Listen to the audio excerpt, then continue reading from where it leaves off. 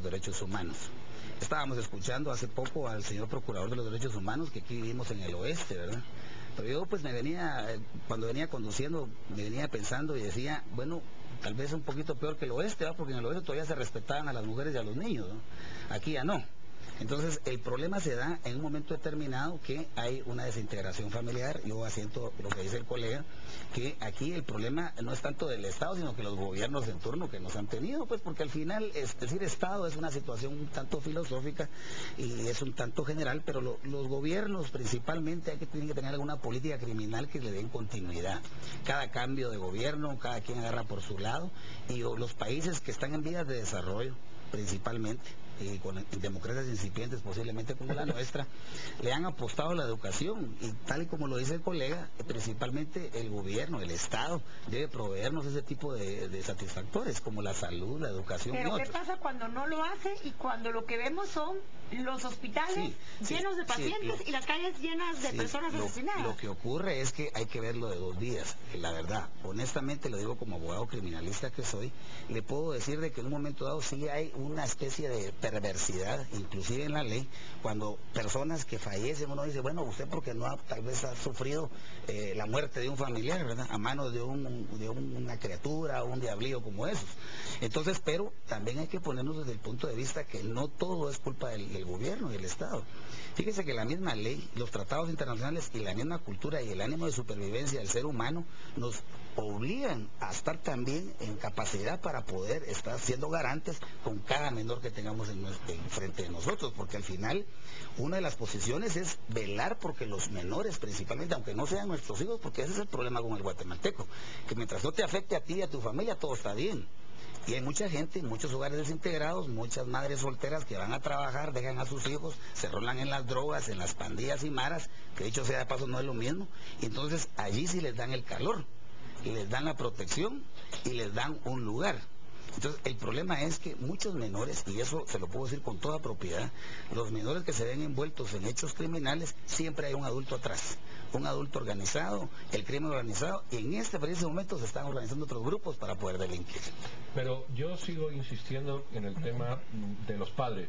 Cuando el Estado se tiene que preocupar de esos menores delincuentes y no castiga a los padres, lo que está haciendo es padres más irresponsables.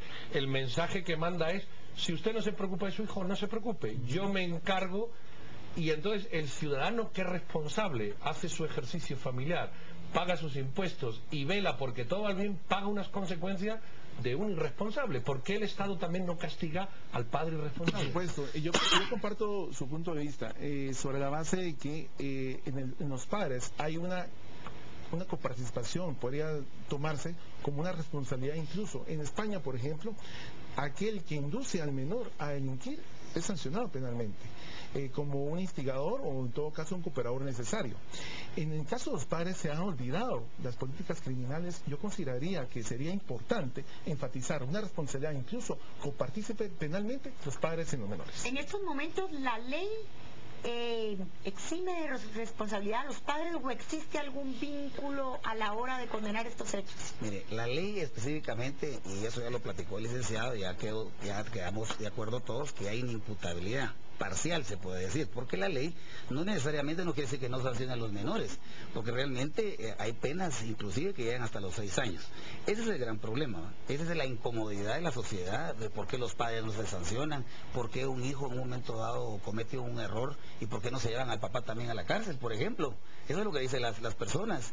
Entonces la idea es que en un momento determinado el menor debe ser sancionado como una situación que es bien importante. A nosotros se nos entrena, se nos prepara en las universidades de Derecho que la regla general es la libertad y la excepción es la prisión preventiva, igual con los menores. Si un menor delinque con delitos graves, por ejemplo asesinato, parricidio, violaciones o robos agravados, tendrá posiblemente por la edad que tiene, es decir, hasta los 18 años inclusive, antes de, puede ser sancionado por una pena hasta 6 años de prisión.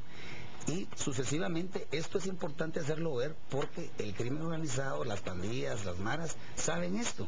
Y entonces involucran a estas personas porque saben que pueden soportar una condena de esa naturaleza y pueden salir pues tranquilamente ya en una edad pues potencialmente de ¿Y trabajo. existirá una rehabilitación real No y la hay, soluciones? la verdad no la hay, fíjese, me da mucha pena decirlo y con mucha pena debo confesarme con ustedes aquí que no la hay. Realmente los centros de educación y rehabilitación, entre comillas, pues no rehabilitan a nadie. Realmente no hay, tal vez sí hay intereses, ¿verdad? Pero no ha habido la voluntad política para poder rescatar a la juventud.